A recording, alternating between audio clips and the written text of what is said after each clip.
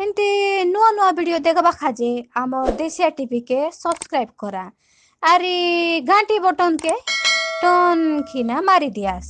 ରାଜ୍ୟପାଳ ପ୍ରଫେସର ଗଣେଶୀ ଲାଲଙ୍କ ଦିନିକିଆ ନବରଙ୍ଗପୁର ଗସ୍ତରେ ଆସି ସ୍ଥାନୀୟ ହିର୍ଲିସ୍ଥିତ ଏକଲବ୍ୟ ମଡେଲ ସ୍କୁଲର କାର୍ଯ୍ୟକ୍ରମରେ ଯୋଗଦାନ କରିଥିଲେ। ଏହି ଅବସରରେ ସ୍କୁଲ ଛାତ୍ରୀମାନଙ୍କ ଦ୍ୱାରା ସାଂସ୍କୃତିକ କାର୍ଯ୍ୟକ୍ରମ ପରିବେଷଣ କରିଥିଲେ।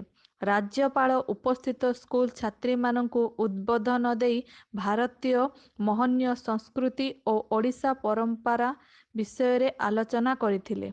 ଭାରତୀୟ ମହର୍ଷି ଓ ବେଦ ଉପନିଷଦ ହିଁ ବିଶ୍ୱଗୁରୁ ସାଜି ବିଶ୍ୱକୁ ମାର୍ଗ ଦେଖାଇଛନ୍ତି ବୋଲି ପ୍ରକାଶ କରିଥିଲେ। ଏହା ସହ ରାମାୟଣ ଓ ମହାଭାରତର ଉଦାହରଣ ଦେଇ ଛାତ୍ରଛାତ୍ରୀଙ୍କୁ ଆଧ୍ୟାତ୍ମିକ ମାର୍ଗରେ ଯିବା ପାଇଁ ପରାମର୍ଶ ଦେଇଥିଲେ। ବର୍ତ୍ତମାନ ଯୁଗ ସମାଜ ବିଜ୍ଞାନ ସହିତ ତାଳ ଦେଇ ଚାଲୁଥିବା ବେଳେ ନିଜ ପରିବାର ଓ ଆଧ୍ୟାତ୍ମିକ ମାର୍ଗକୁ ଦୂରେଇ ଯାଇଛନ୍ତି।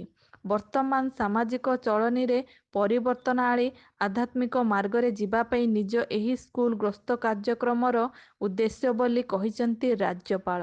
ସମସ୍ତେ ମଧ୍ୟ ଏହି ବିଷୟକୁ ହୃଦୟବୋଧ କରି ବର୍ତ୍ତମାନ ସାମାଜିକ ଚଳଣିରେ ପରିବର୍ତ୍ତନ ଆଣିବା ଆବଶ୍ୟକ ରହିଛି ଏବଂ ଗଣମାଧ୍ୟମ ମଧ୍ୟ ଏ ବିଷୟକୁ ପ୍ରଚାର ପ୍ରସାର କରିବାର ଆବଶ୍ୟକ ରହିଛି ବୋଲି କହିଛନ୍ତି ଜିଲ୍ଲାପାଳ।